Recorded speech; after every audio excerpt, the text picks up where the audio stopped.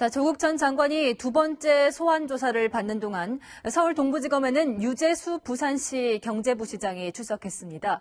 유재수 부시장은 노무현 전 대통령의 수행비서 출신이고 금융위원회에 재직할 때 각종 비리를 저질렀지만 청와대 민정수석실 감찰이 무마됐다는 의혹을 받고 있죠. 동부지검으로 가보겠습니다. 박건영 기자, 채널A 취재 결과 수상한 법인카드 사용 정황이 나왔다고요.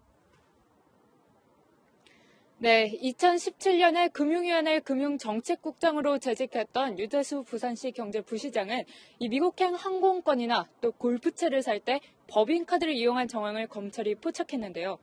검찰은 이 유 부시장이 업체들의 편의를 봐준 대가로 한 사모펀드 운용사로부터 법인카드를 받아 사용한 것으로 보고 있습니다. 검찰은 유재수 부시장을 상대로 업체들로부터 뇌물을 수수한 혐의에 대해 10시간 넘게 조사를 진행하고 있습니다. 유 부시장은 신용정보업체와 사모펀드 운용사, 반도체 기업 등 업체 관계자들에게 지난 2013년과 2015년에 두 차례 출간한 책을 구매할 것을 강요한 정황도 드러났습니다. 검찰은 또 유 부시장이 사모펀드 운용사 대표가 마련해준 서울 강남의 한 오피스텔에서 머물며 생활한 건 아닌지도 의심하고 있습니다. 업체 관계자들로부터 차량과 자녀 유학비도 받았다는 의혹도 제기됐습니다. 검찰은 이런 방식으로 유 부시장이 기업들로부터 받아 챙긴 돈이 수천만 원대에 이른다고 판단하고 특정범죄 가중처벌법상 뇌물수수 혐의를 적용했는데요. 수사 진행 상황에 따라 금액은 더 늘어날 가능성도 염두하고 있습니다.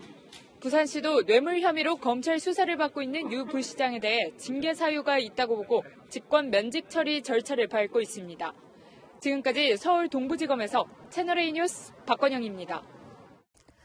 자, 그렇다면 유재수 부시장은 이 업체들에게 어떤 대가를 주고 뇌물을 받았다는 걸까요? 검찰은 금융위원회가 업체들에게 준 표창장이 혜택이었다고 보고 있습니다. 계속해서 공태현 기자의 단독 보도입니다. 검찰이 유재수 부산시 경제부시장이 근무했던 금융위원회를 압수수색했던 이달 초 집중적으로 살펴본 것은 금융위원회의 행정인사과였습니다. 이곳에 금융위원장 포상 관련 자료들이 보관됐기 때문입니다. 검찰은 유 부시장이 업체들에게 금융위원장 표창장을 주는 대가로 업체 관계자들에게 뇌물을 받은 것으로 보고 수사 중입니다. 관련 규정에 따르면 금융위원장이나 금융감독원장 등에게 표창을 받은 업체는 추후 금융감독원으로부터 제재를 받을 상황이 되더라도 그 수위를 낮출 수 있습니다. 유 부시장에게 금품을 제공한 업체들이 보험 성격의 표창을 받은 겁니다. 검찰은 표창을 받은 업체들과 유 부시장의 관계를 집중 조사하고 있습니다.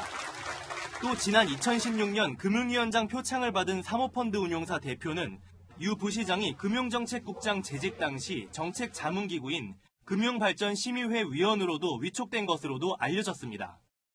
당시 학계와 법조계 출신이 대다수였던 위원 40명 가운데 사모펀드 운용사 관계자는 1명뿐이었고 그 전해에는 아예 없었지만 금융위 측은 문제가 없다는 입장입니다. 금융 쪽에 해박한 지식이 있는 분들이 다 했던 것 같아요. 전문성이 있다고 추천을 받으면 하는 거예요. 검찰은 유 부시장의 자녀가 인턴으로 근무했던 운용사 대표가 위촉된 부분에 대해 대가성을 의심하고 있습니다. 채널A 뉴스 공태현입니다.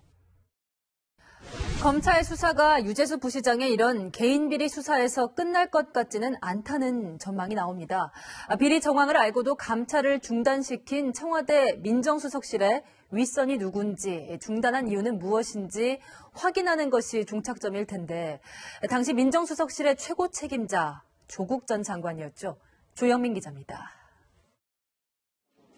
지난 2017년 청와대 민정수석실은 유재수 당시 금융위 금융정책국장이 기업에서 금품 등을 받았다는 첩보를 입수해 감찰에 들어갔습니다.